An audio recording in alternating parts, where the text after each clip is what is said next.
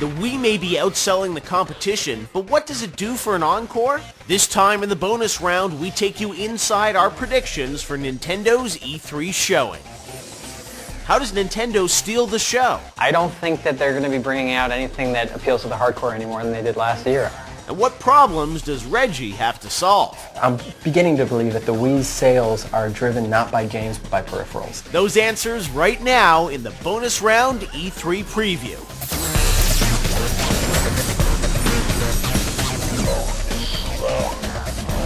We're back on Game Trailers bonus round, and we're giving you an E3 preview. I've assembled 3 of the top journalists in the industry to give you some insight into what they're expecting from the biggest trade show out there, E3 2008. And now we're turning to Nintendo and the Wii and DS. And joining me once again is Stephen Totillo from MTV News and MTV Multiplayer, and Guy Kroll from Newsweek and Level Up, and Brian Crescenti from Kotaku, and a little Rocky Mountain News, Variety, throw some other things in there. Other things. A little bit of everything. All right, let's turn to Nintendo, and I'm going to have to start this with Stephen, since you are the resident Nintendo fanboy. You'll get the next segment, Brian. Stephen, how does Nintendo steal the show? Well, it depends on who's in their audience, because if they have hardcore gamers in their audience again like they had last year, I think The geeks on the top? they're going to be down for disappointment again. Yeah, exactly. Sorry, guys. I don't know if you're getting your extra storage that you're looking for. I don't think that they're going to be bringing out anything that appeals to the hardcore any more than they did last year. I mean, the path is clear. Mark Franklin from Nintendo PR is out there being quoted saying we have stuff for the hardcore gamer, and Reggie, when I talked to him at GDC, told me that there's going to be a great game shipping this holiday season that's going to, feed that need for the hardcore to play something. What is it going to be? I mean, is it Kid Icarus? Is it a new Zelda? I mean, well, first, I don't know. I mean, Kid Icarus, I've never really understood that because, I mean, it's an NES franchise or NES single game that people liked back in the day, and I don't see that, being able to be reinvented in a way that's relevant. but the little fanboy in you is screaming for it. I never played Kid Icarus, John.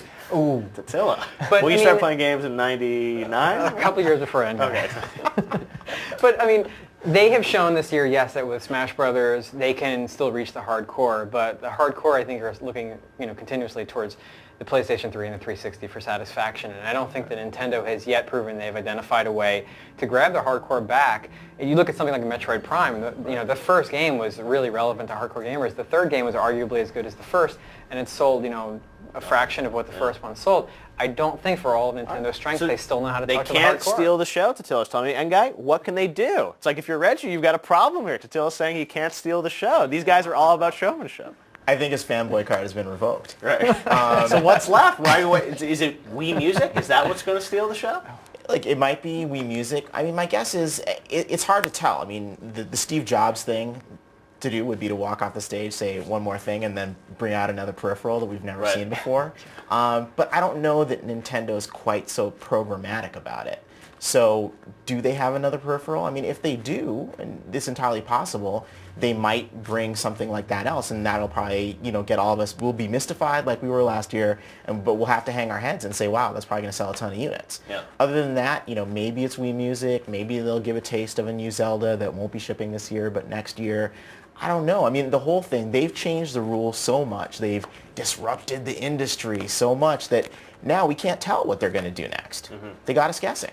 So, Brian, what does Nintendo need to do here? I mean, how do they shock us? Because the thing is, we don't even know what Wii games are coming out for the second half of the year. I mean, like Stevens, you posted on your blog, I mean, they don't even really announce game releases until a couple weeks before they come out. They have no announced games right now. Well, Mario Strikers, I guess, right? The baseball one, but they don't have a date on it, so they have nothing announced for any calendar date. So, I mean, what do they have at E3? Do they have a show? Do they need anything? I mean, they don't, but I think, first off, I think that the Wii, I'm beginning to believe that the Wii's sales are driven not by games but by peripherals. And I know that sounds like I'm joking, but I'm being serious. Right. I mean, you look at what's really driven the sale of the console, it's not games. Mm-hmm. It's Wii Fit, it's a steering wheel. I mean, it's things like that that are making people want to go out and buy the Wii. Play with the second controller. Right. So I think there will be another peripheral.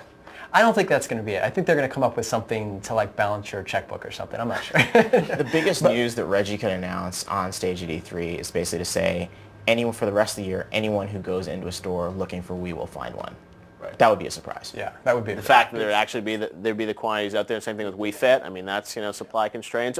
But I think, and I don't mean to interrupt, but one thing that we're forgetting about is the DS. Right. I don't know if it's too soon for this to happen, but you know that Nintendo hasn't forgotten about their handheld market, and the DS has been out for a while. So I wouldn't be totally surprised if maybe this year's a little too early, but perhaps a new DS coming out. I mean, I've always thought maybe a DS that ties more tightly to the Wii, because I think one thing that they haven't really exploited is sort of that Wii DS connectivity. I mean, back in the day there was GameCube with the link cable and everything, but now these are both wireless devices. You'd think that they'd be able to communicate with each other more, make it more like a Wii on the go. Well, I mean, but it can. Well, you're right. I mean, it'd need hard drive space. Exactly. But you know how Nintendo feels about hard drives. But yeah, I mean, they do communicate. But no one. I mean, there's what, like 2-3 games right now that communicate with the DS, between the DS and the Wii. And it's kind of meaningless what they do. And I mean, is that something, Steven, as a Nintendo fanboy, that would get you excited? Well, I think the connection I expect to see between Nintendo portables and the Wii is more of a thematic one, and one of the technologies I think we're going to see in their handhelds next is tilt.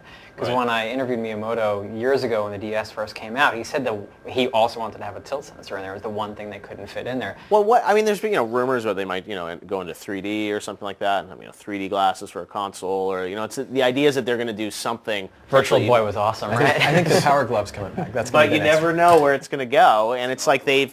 Even with Wii, I mean, there's talk. Will Wii HD? Do you think we see that in the next year or two, Guy? Do they need to do that?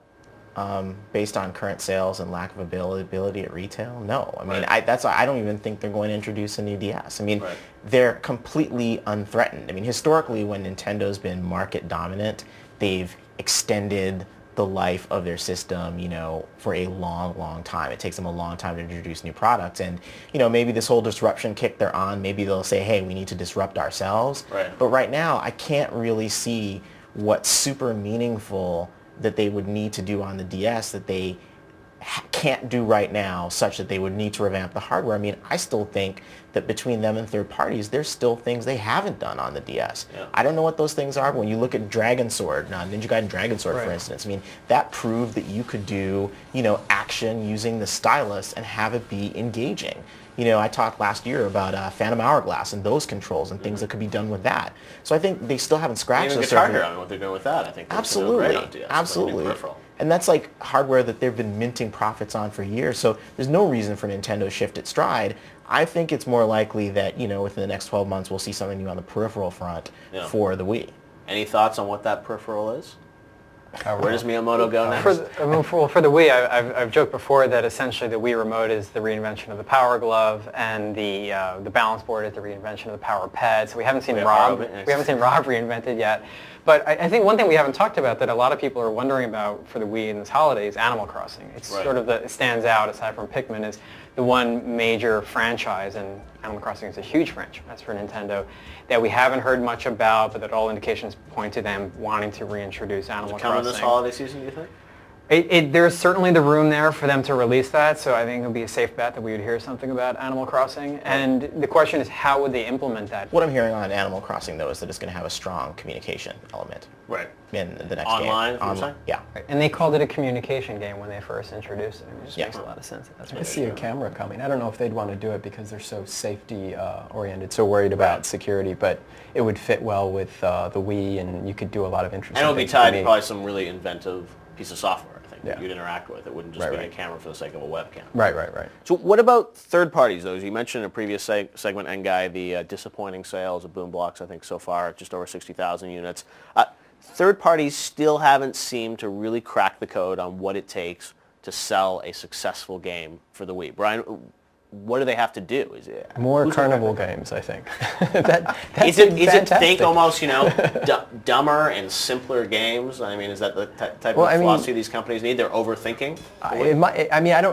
That might simplify it too much, but I think on some level that is the issue, that initially what you saw were, like look at Manhunt. I mean, they tried to come up with something where they were following the same formula and didn't really get that